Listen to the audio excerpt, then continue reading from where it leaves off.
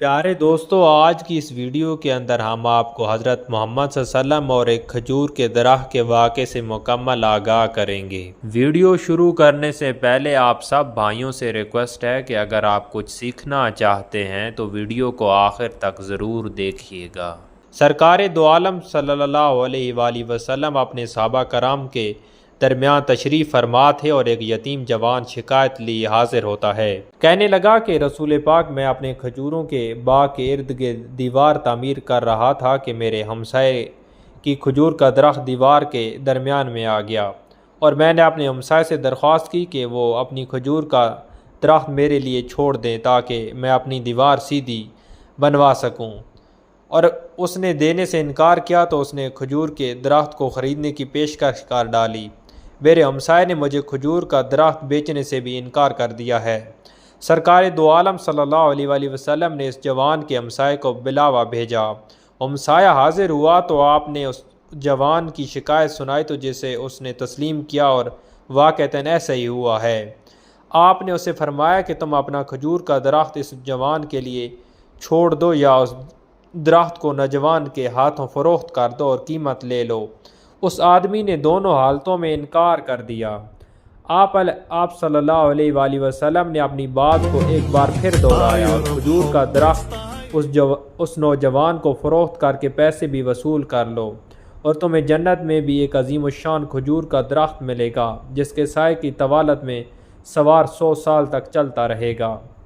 دنیا کے ایک درخت کے بدلے میں جنت کے ایک درخت کی پیشکش ایسی عظیم تھی جس کو سن کر مجلس میں موجود سارے صحابہ دنگ رہ گئے، اور سب یہی سوچ میں رہے تھے کہ ایسا شخص جو جنت میں عظیم الشان درخت کا مالک ہو کیسے جنت سے محروم ہو کر دوزخ میں جائے گا۔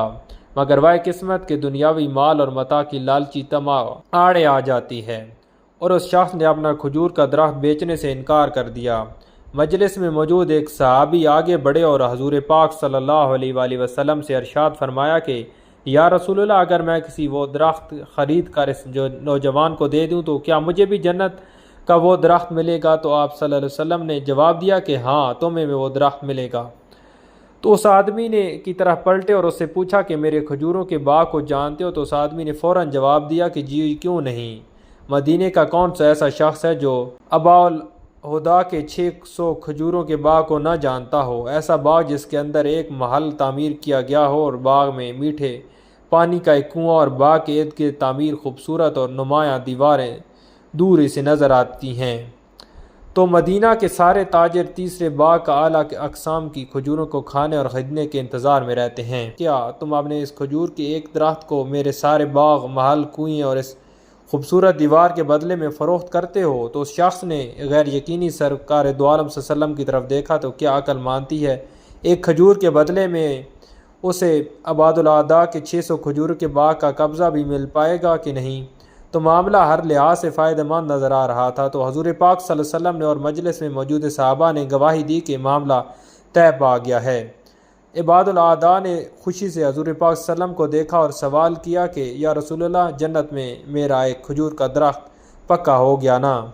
تو آپ صلی اللہ علیہ وسلم نے فرمایا کہ نہیں۔ عبادالعداء کے جواب سے حیرت زدہ سے ہوئی ہے کہ اور آپ صلی اللہ علیہ وسلم نے اپنی بات کو مکمل کرتے ہوئے جو کچھ فرمایا اس کا مفہوم یوں بنتا ہے کہ اللہ رب العزت نے تو جنت میں ایک درخت محض ایک درخت کے بدلے میں دینا تھا، تو تم نے اپنا پورا باغ ہی دے دیا۔ تو اللہ رب العزت نے جو دو کرم میں بے مثال ہیں، انہوں نے تجھے جنت میں کھجوروں کے اتنے باغات عطا کیے ہیں تو کثرت کی بنا پر جن کے درختوں میں کی گنتی بھی نہیں کی جا سکتی۔ عبادالعداء میں تجھے پھل سے لدے ہوئے ان درختوں کی کسقدر تعریف بیان کروں۔ آپ صلی اللہ علیہ وسلم نے اسی بات کو اس قدر دہراتے ہوئے رہے کہ محفل میں موجود ہر شخص یہ حسرت کرنے لگا کہ کاش وہ عبادالعداء ہوتا۔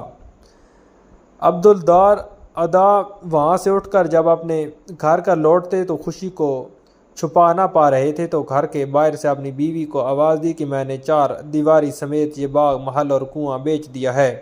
بیوی اپنے خاوند کی کاروباری خوبیوں اور صلاحیتوں کو اچھی طرح جانتی تھی۔ اس نے اپنے خاوند سے پوچھا کہ عبادالعداء کتنے میں بیچا اور یہ سب کچھ؟ تو اپنی بیوی سے کہا کہ میں نے یہاں ایک درخت جنت میں لگے اور ایسے ایک درخت کے بدلے میں بیچا جس کا سایہ 100 سال تک چلتا رہے گا۔